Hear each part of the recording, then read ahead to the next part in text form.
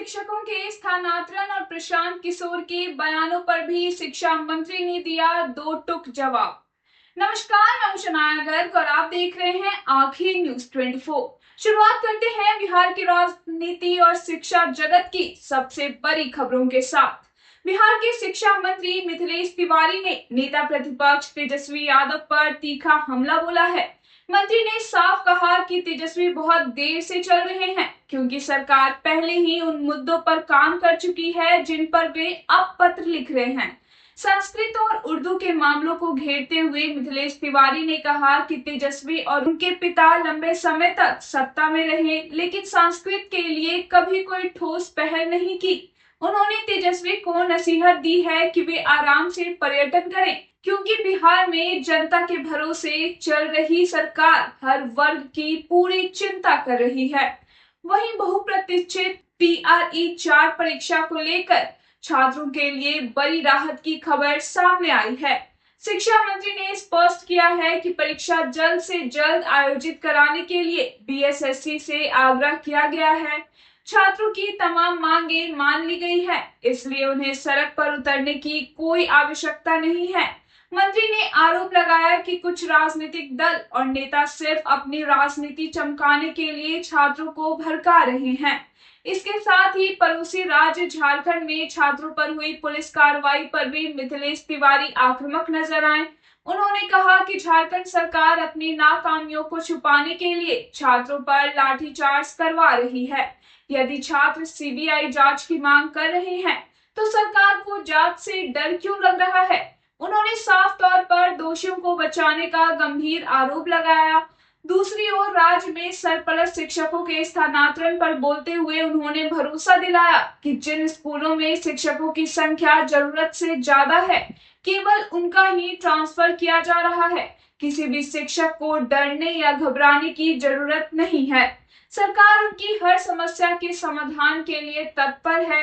अंत में जन स्वराज के संयोजक प्रशांत किशोर पर टिप्पणी करते हुए शिक्षा मंत्री ने कहा कि बांकीपुर की जनता का उन्होंने दिल तोड़ दिया है। जब कोई नेता यह कहे कि वह शादी या दुख की घड़ी में जनता के साथ खड़ा नहीं रहेगा, तो जनता उस पर भरोसा कैसे करेगी? आइए आपको सुनाते हैं मिथिलेश तिवारी का वो पूरा बयान।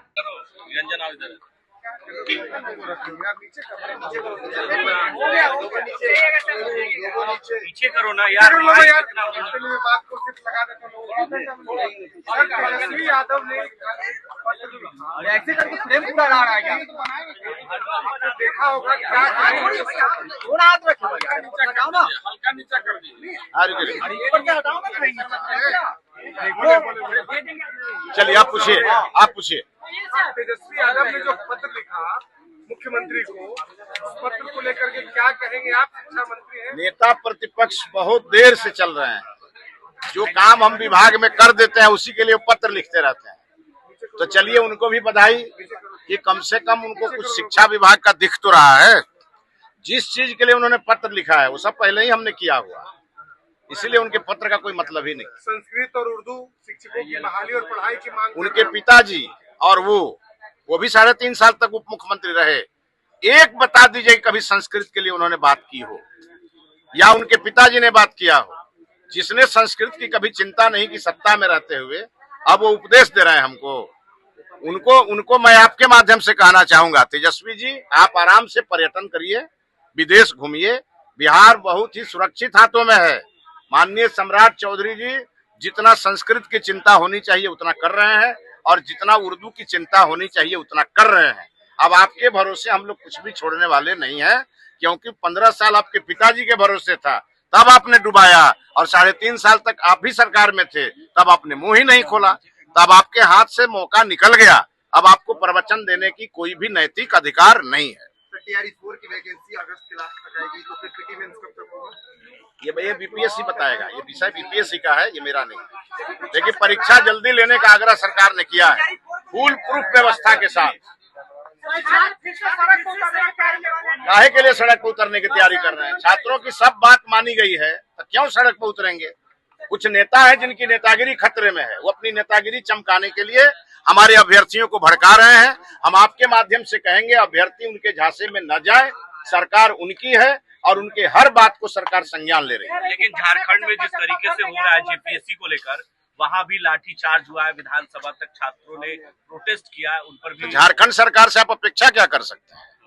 झारखंड सरकार अपने कमियों को छुपाने के लिए छात्रों पर लाठी चला रही है, लेकिन आपने देखा होगा कि जंतर मंतर पर जिस प्रकार से इस देश में हमारे युवाओं को और हमारे छात्रों को बहका करके और आंदोलन का पार्ट बनाया गया, तो हमारे प्रधानमंत्री जी ने संवेदनशीलता दिखाई और वो स्वयं आगे आए और उन्होंने उस मामले को संभाला।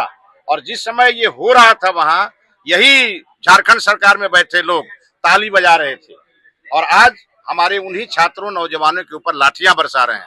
उनका एक ही तो डिमांड है कि सीबीआई इंक्वायरी दे दीजिए, तो क्यों नहीं कर रहे हैं सीबीआई इंक्वायरी की अनुशंसा? क्योंकि ये सरकार अपने लोगों को बचाने में लगी है।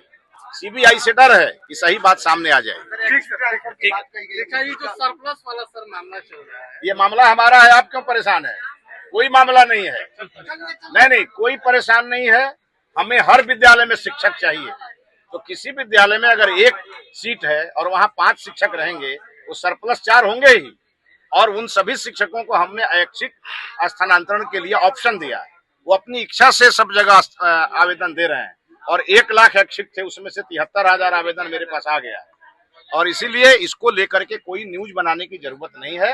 हम शिक्षकों से सीधा संवाद कर रहे हैं। आपके माध्यम से भी ये बात दूर दूर तक जाए। बिहार के एक भी शिक्षक की कोई समस्या हम नहीं रहने देंगे, वैसे शिक्षा मंत्री। इसीलिए शिक्षकों की सीधे सुन रहे हैं और हमारे शिक्षक 31 अक्टूबर तक हम उनकी सब बात सुनेंगे और 31 अक्टूबर के बाद उनकी नहीं सुनेंगे, फिर छात्रों की सुनेंगे। ठीक है सर। कहाँ गया निरंजन? इधर हम राम